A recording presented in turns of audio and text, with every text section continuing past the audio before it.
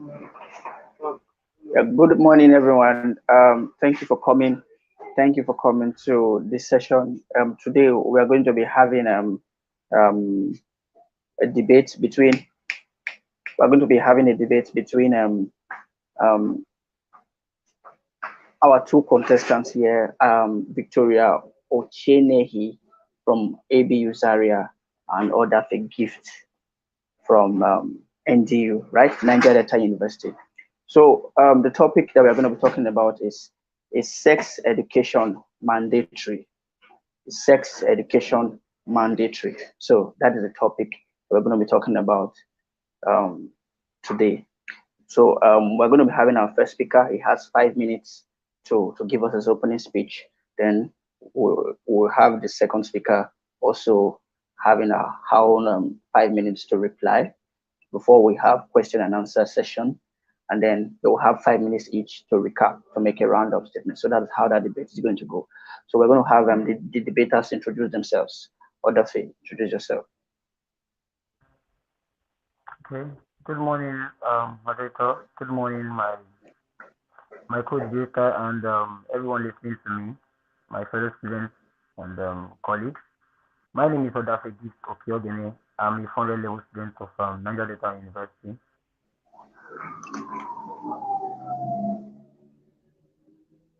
All right, thank you very much. Victoria, can you please introduce yourself?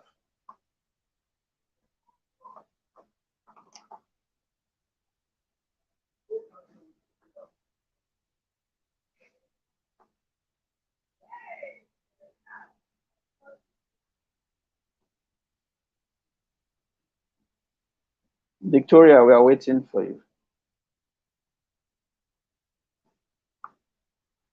Well, okay. I guess when she gets the message, she would want to introduce herself. But we're going to have you.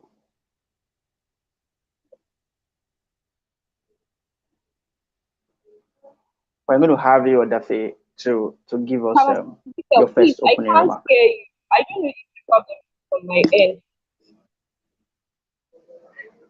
Dafe, can you hear me?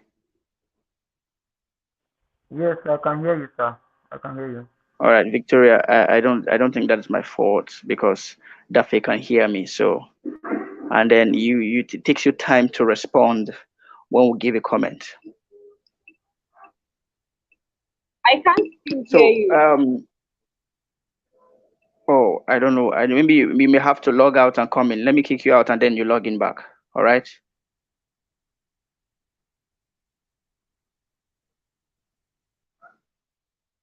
So Daffy, just the two of us. I want you while we wait for um, Victoria to come back on. I want you to give us I want you to tell us a little, just tell us a little about yourself. Like, why did you study pharmacy? I know this is not part of the debate questions, but I just want you to talk before Victoria comes back on. So, why did you study pharmacy? Why did you choose pharmacy?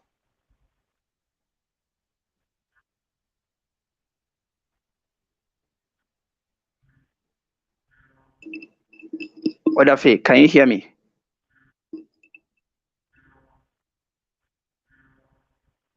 Okay. Can you hear me, sir? All right, Odafe, can you hear me? How about now?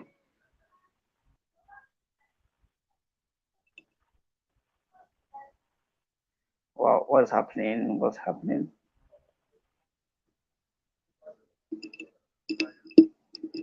Odafe, can you hear me?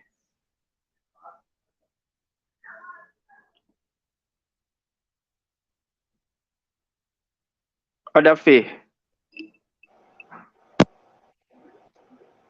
Odafe, can you hear me? Hello, Victoria. Welcome back. Yeah, Victoria, I asked you to give a Thank brief you. introduction of yourself. Can you do this? Okay. Good afternoon, everyone. My name is Victoria Ochenehi. I'm a student of pharmacy from the prestigious Ahmadu Bello University, Zaria, and I'll be the lead speaker and I'll be talking against the topic sexual education should be made compulsory in schools. Thank you very much. All right. What level do you say you were in again? I didn't get that.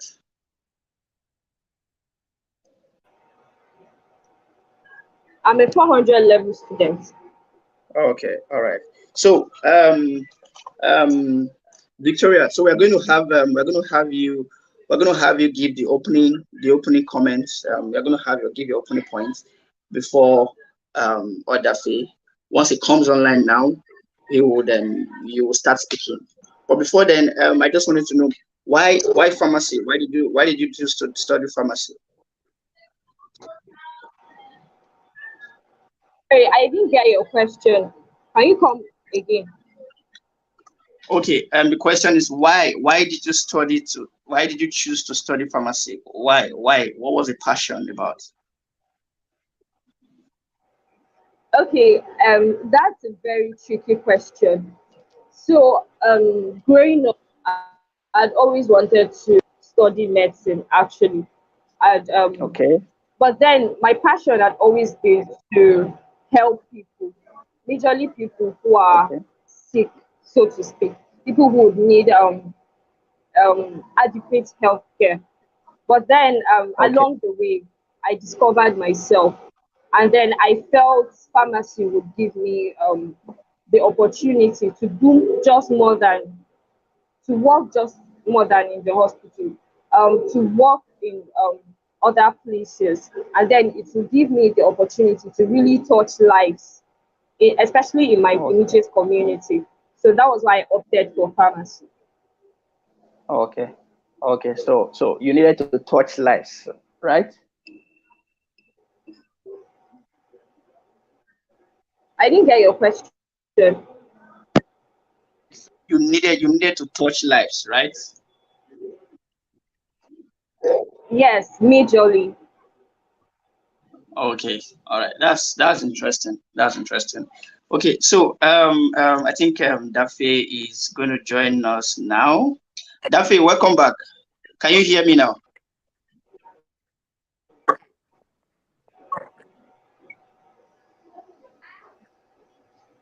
Dafe, can you hear me now? Yeah. Yes, I can hear you, sir. Thank you, sir. All right. So, Victoria, can you please give your opening points to talk about the debate?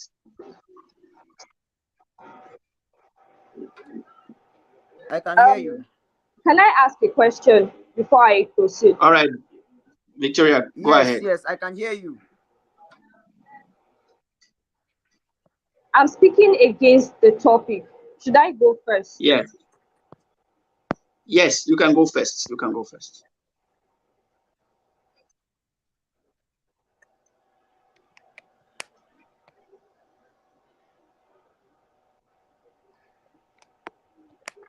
The topic of this debate is so interesting that I am tempted to go straight to the point.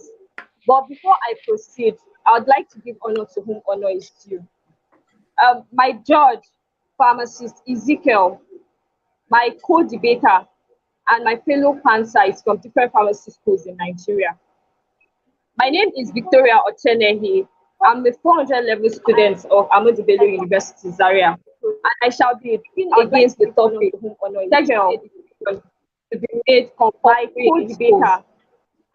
And sexual education from different is any process aimed at providing information about sexual techniques, processes, as well as health. Sexual education can majorly be referred to as education for children, usually in schools like primary, secondary, and tertiary institutions. Did you know that between 1997 and 2013, more than 1,400 children were sexually molested and were systematically groomed by adults, pedophiles that the government had put to be in charge of the students? Now, when this when these adults were abusing these children felt like, and they also believed that they were being they were having consensual sex with people of that were older than them. But in reality, these children were being systematically groomed and sexually molested. What were these children taught in schools? Your guess is as good as mine. Comprehensive sexual education.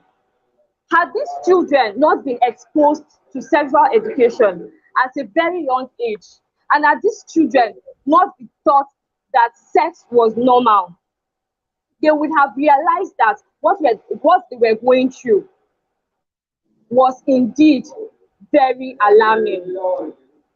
Also, since sexual education is taught as comprehensive sexual education in schools, sexual education should not be taught because they tend a very complicated as well as unnecessary information about sex.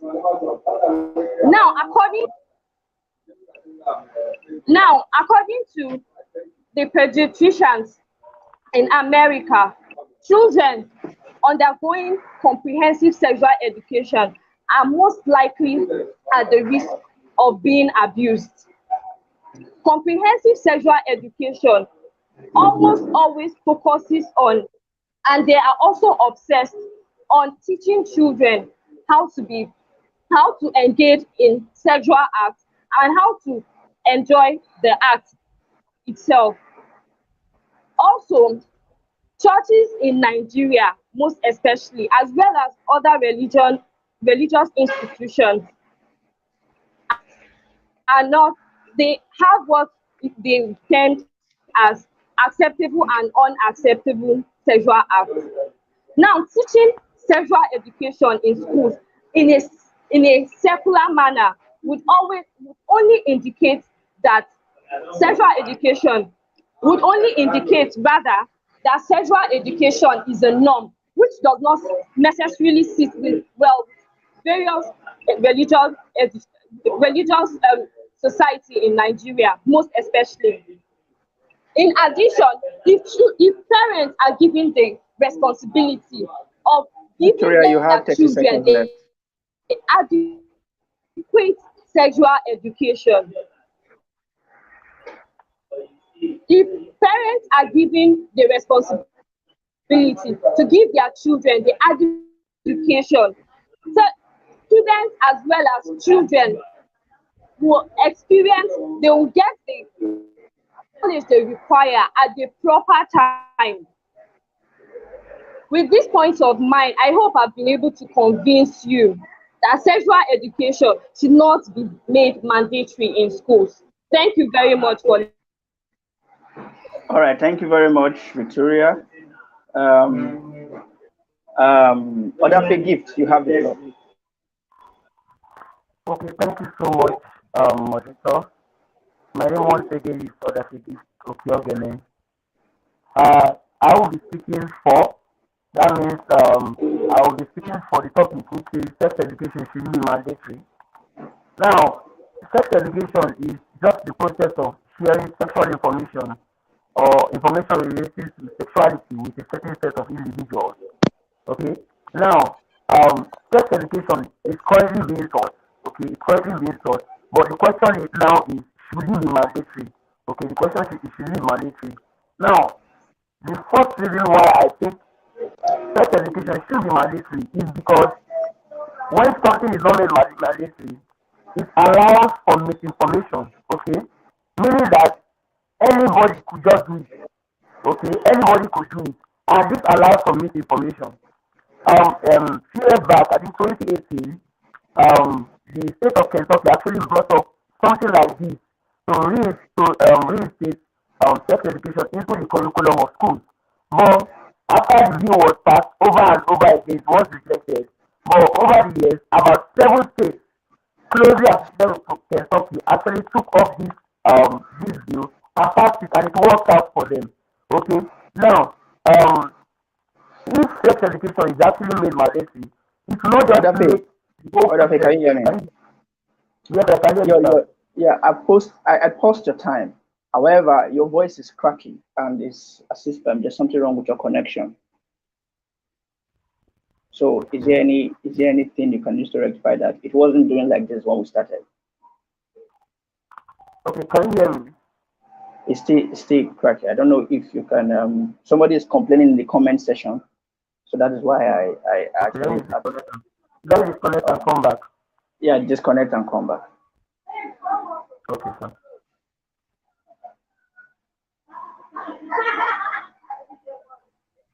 So thank you very much, viewers. We are waiting. While we wait for Odafe to come back. Um, Odafe, are you back? While we wait for Odafe to come back, really want to thank you for your time. Um, thank you for your time. Thank you for your efforts to watch and share your school actually try to win it a bit. But the fact remains that the judges have to decide as well as you have to vote. So keep doing your parts to ensure that they win. Why their points, their clarity, their fluency, and their fact check are going to be done by the judges to know who actually did their best in presenting their points. So Odafe, are you with me now? Meanwhile, as you comment, remember to subscribe and share to your colleagues to also comment and subscribe too. Just commenting, just commenting is not enough. Comment and subscribe and also share the channel to your colleagues. Now, Odafe, are you with us? Yeah, can you hear me, sir? Very clearly, very clearly. Now we paused you at 2 minutes, 10 seconds. So you can continue now.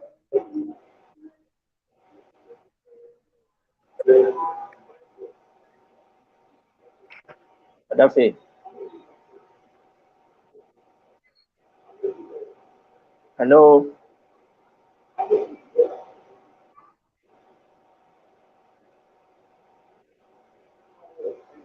Odafe, are you there?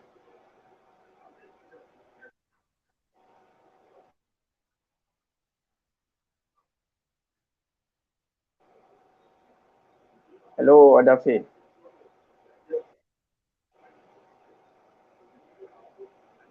Okay. In the meantime, this is the health show. What we do Yes, sir. here basically is we share health videos, health related videos, and we try to also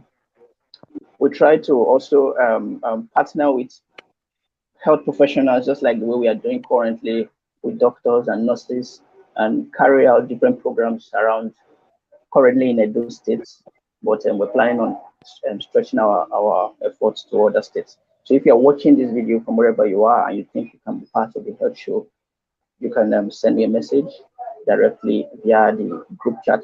Sorry, via my WhatsApp contact. There's a WhatsApp contact on the description of this video. Send me a message and mention that you want to work with the health show, and then we'll see how well you can work with us. So let's see if we have other feedback. Other can you hear me? Yes, I can hear you, sir. All right. So can you begin now? Yes, I can. Should I just stop All from right. where let's start from where I stopped? Yes, we stopped you at 2 minutes, 10 seconds. So continue. Okay. All right. So now, if sex education is made mandatory in schools, it's going to make the whole process factual, meaning that the right facts will be put out there. Then it will be medically accurate. Okay, and also different kind of knowledge will be disseminated, such as the use of contraceptives. Okay, and also in cases where it applies, the abstinence will also be taught. Okay, now examples of such misinformations, okay, is for instance how you can get a STD, or the right way to use a particular contraception. Okay, these informations have over time been misinterpreted and passed out, okay, in the wrong way. And when this goes on the wrong way, it's going to actually do more harm than good. Okay, now the second reason why it should be made mandatory is that a lot of parents are often too embarrassed to have this conversation with their children. Okay, I know multiple mothers and fathers who are actually shy to talk to their children about this particular topic, and children cannot actually be allowed to be outliers in this. Okay, I know my opponent might want to decide to raise the point that making this mandatory in schools might decide to actually corrupt the children and all that, But let's look at it this way: if it is to be incorporated, it will be incorporated at a very early stage, meaning it will be incorporated at a pubertorial period. Okay, so if something is to be incorporated like this, probably like in the primary school, it will be started. Okay, at this period, less engaging content could actually be shared, such as do not let the opposite sex touch your private parts, or do not let an adult that is not your mother, touch your private parts. Okay, so these informations can be shared in the primary school. Then as they grow up, then more engaging content can now be shared in terms of abstinence and also preaching contraception to these kids. I'm very sure that the males that are listening here would agree with this instance I'm about to actually post forward. For instance, while the males were actually growing up, there's this particular pubertorial symptom or sign that we do experience that we can actually discuss with our parents. Okay, now our deep voice and the hair in the pubic areas are very, very much easy to actually communicate with our parents. But there's this one that's very, very hard. For instance, nocturnal emission. Most males, while growing up, experience nocturnal emission, also known as wet dreams. Okay, and we are always shy to actually discuss this with our parents because of the awkwardness. But if this is being taught in schools, it means that these children will be educated before time. Now, the reason why it is very essential that they are educated before time is that when they get to hear this information and they are already in their puberty stage, it allows, at this point, they have no choice but to be controlled by their sex drive. Okay, but when the information is disseminated before they begin to experience these pubertorial signs, we can actually control the kind of information they get and how they react to this information. I think with this, All right. Thank you. Thank you very much, sir. Thank you very much, Gift. Um, First of all, I have some questions for you, Victoria, and a Gift. I'm going to start with Victoria. Victoria, you mentioned that when they have this information, they become they become exposed and they want to try it out. Now, my question goes like this: um, Does information corrupt information? So, does information about sex education, does it corrupt, or does it enlighten? So, what do you have to say? Okay, I would start by saying that the techniques that are employed by most schools for sexual education is not completely effective. All right. I mentioned comprehensive education. There's abstinence only sexual education. Now, these techniques, for instance, the abstinence only sexual education focuses only on the fact that students should not engage in sexual acts with no reference to contraceptives or the fact that when they are that they have feelings that they need to be able to see as normal and be able to work on those feelings. But then abstinence only sexual education does not deal with all of those things, but it focuses majorly on one part, and that is one of the lags that abstinence sexual education comes with. Now, about comprehensive sexual education. Comprehensive sexual education, although it does everything vis-a-vis, we have the knowledge on contraceptives, we have the fact that they have to wait till they are married, and then other things. But still, comprehensive sexual education exposes children too much to these things, especially at a very young age. When you consider the fact that most children do not develop equally, they do not develop sexually as an equal rate, you see that it is better they are being informed or they are being educated about some of these very crucial things based on their ages. So I would not think that sexual education in school does not enlighten or that it does not correct It actually does the two. But then, how do we what platform do we use to give the sexual education? That is why my point still remains that sexual education is not taught in school. Rather, it should be taught by parents. Thank you very much. All right, thank you very much for that response, Victoria. Um, I'm going to ask Odafe the next question. I don't know, since he's having issues with his network. Odafe, can you hear me? Odafe, can you hear me? Okay, I'll wait for Odafe. If you are coming to the health show for the first time, this is a show that talks about several health topics. We try to relate um, public health information to our audience.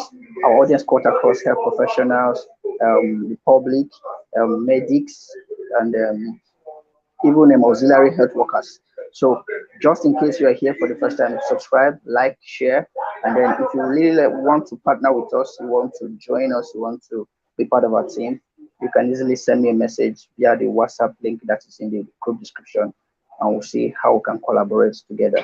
So let's see if we have Odafe with us already. Odafe, can you hear me?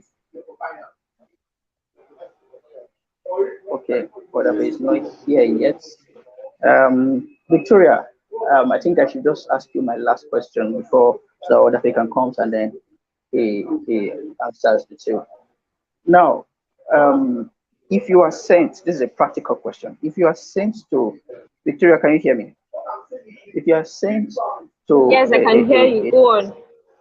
all right, if you are sent to a school and then you are sent to a school a rural in a rural environment where there's prevalence of teenage pregnancy and there's prevalence of teenage pregnancy, teenage births. What do you call that term? Okay, I've forgotten. But let's use teenage pregnancy. What do you think? What would be your first approach? Will you begin with sex education, or what would be your first approach if you are sent to a rural environment as a pharmacist, and then you meet the issue of teenage pregnancy there?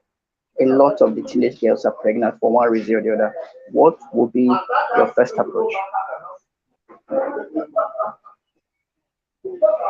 Okay, thank you very much for the question.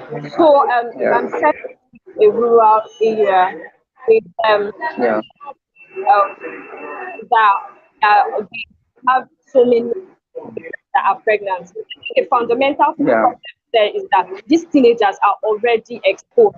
Even those who are not pregnant are actually already exposed. So sexual education might have little or no impact at this point. Not the sexual education I'm referring to is the prevent, not the preventive though, the corrective vis-a-vis the education on why um, promiscuity is very bad.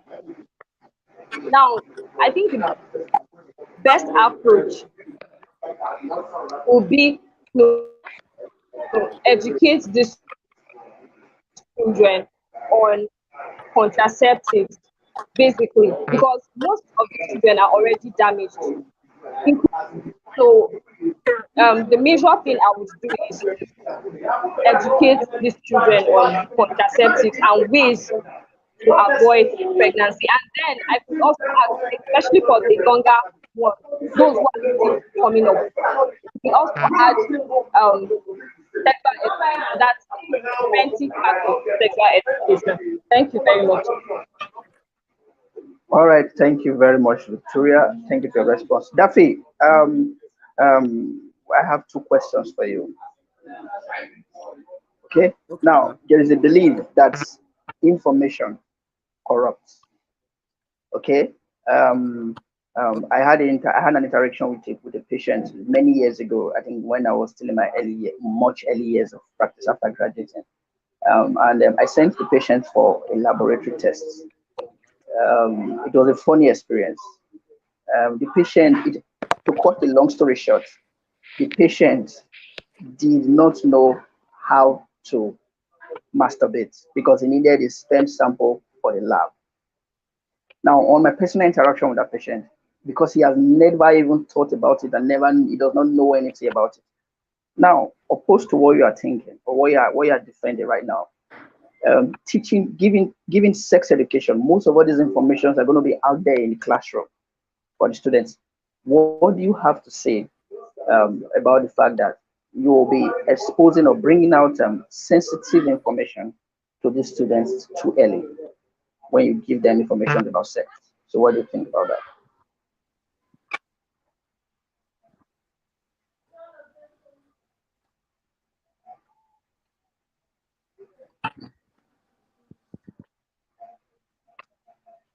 Odafe, did you get my question?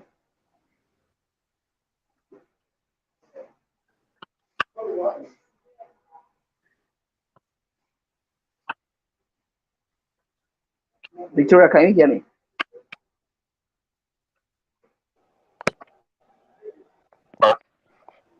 Yes, I can hear you. I can hear you from Ezekiel. All right. All right. So, Odafe, I don't know what's happening to you. Why can't you get my question?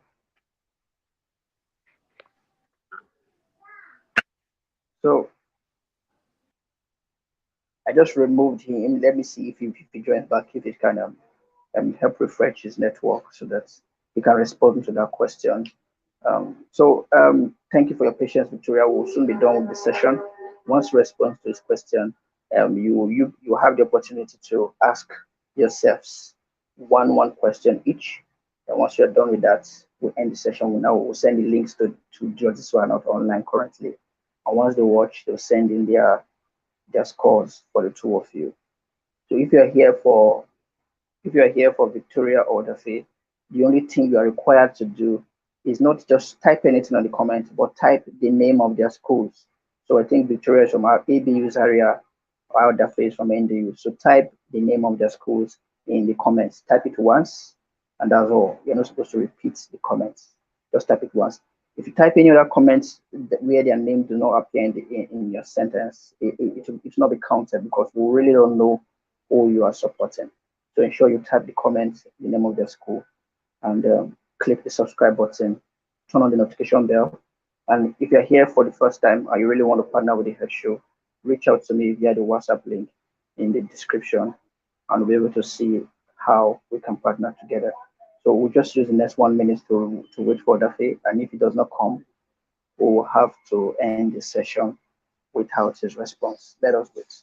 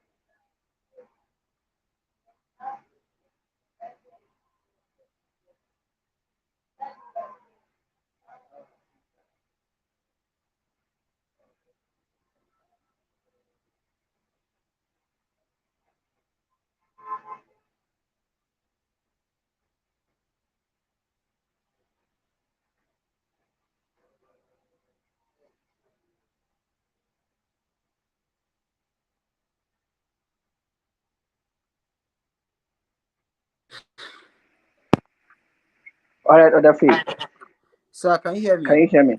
Yes, I can hear you loud Oh, and clear. So I asked you a question. The question is, um, how do you explain? How do you explain that information will not corrupt? I gave an example. I gave an example of a young man who had no idea of what masturbation is at his late 20s. So what you are advocating for sex education.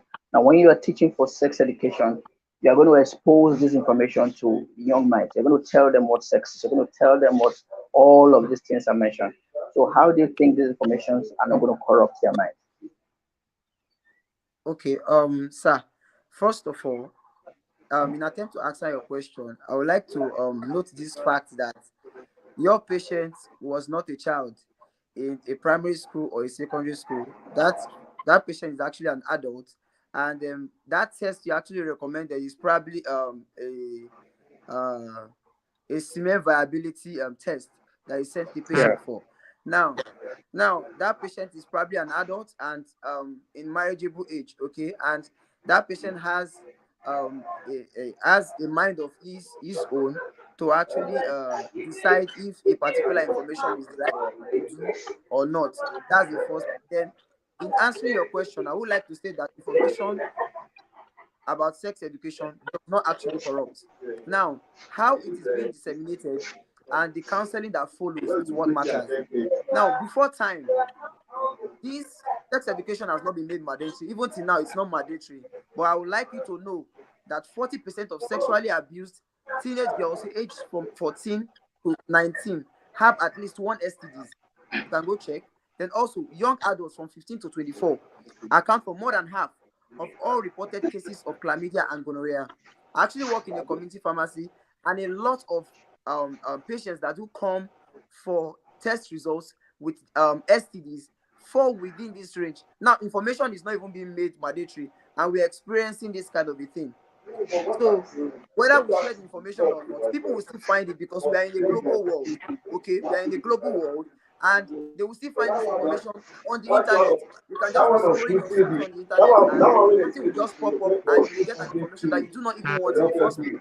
But when this information is made mandatory, okay, it will allow for a factual dissemination of this knowledge, and also you will be able to get the medical facts right. Okay, apart from the medical facts, they will also be accurate. Okay, they will also be accurate. For instance, the use of condoms will be accurate. Okay, so those misconceptions will be cleared out. Okay, so someone will know the right use of condoms for them to work for you. That's the first thing. Then two, we have so many misconceptions when it comes to ladies. For instance, emergency contraceptives such as Postinor 2, for instance, now because of the information that's not being made mandatory and it's not being disseminated well to these young adults or children earlier, a lot of them come up with issues like okay, there's this very common one where young adults come to get Postinor 2 and they will get ampiclos alongside with it. Now, they believe that the ampiclos will actually help the Postinor 2 work better, but that is a very, very wrong thing. We all know that the drug interaction there would even prevent the Postinor 2 from doing its work. And at the end of the day, you will be having teenage pregnancies. Okay, so when an information is disseminated well, with the right counseling that follows after, and in conjunction with parents being involved hand in hand with whoever is disseminating this knowledge, teachers in question here, I think the information wouldn't be to corrupt, but to actually make the lives of these young adults better. All right, thank you very much. My last question, Victoria, I really hope you can hear me. My last question is this: you are sent to a community, a rural community where there is a lot of teenage pregnancy. Now, first of all, what do you think is the problem? Where there are lots of teenage pregnancy, where do you think this problem? Do you think that there is a there is not enough education in that rural community, or you think there's too much knowledge about sex? That is the reason why they are all having teenage pregnancy. So I just need you to respond in the next 30 seconds.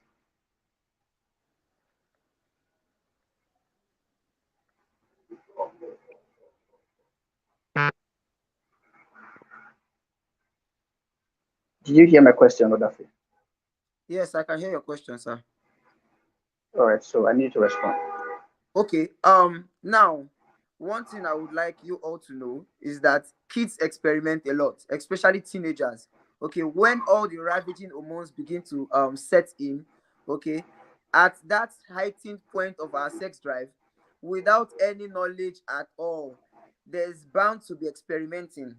Okay, so I think the problem here is information not being information about the right use of contraceptives, okay, and the right facts about sex not being disseminated well to these young adults or teenagers.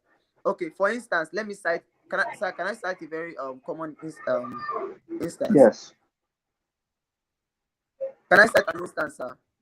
yes, sir, Okay, you okay. can. Now, common misconception that females do, there's this common misconception that females do have, that if they have constant sex, their feminine features, okay, their secondary feminine features will begin to come out very well, and probably they'll be having bigger bust and bigger what they call hips.